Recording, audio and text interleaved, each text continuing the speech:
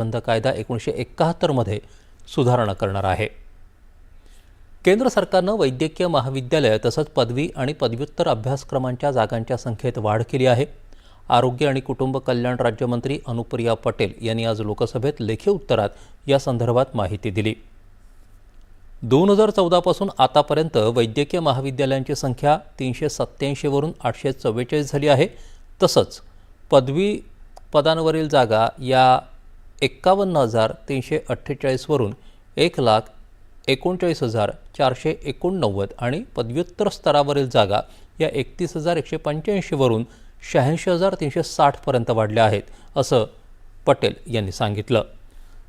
देशातल्या दुर्गम आणि वैद्यकीय सुविधांचा अभाव असलेल्या भागांमध्ये नवीन वैद्यकीय महाविद्यालय सुरू केल्यामुळे आणि MBBS जागांमध्ये वाढ झाल्यामुळे डॉक्टरांची उपलब्धता वाढेल आणि आरोग्य सेवा पुरवठ्यामध्ये अधिक सुधारणा होईल, असं या उत्तरात नमूद केलं आहे।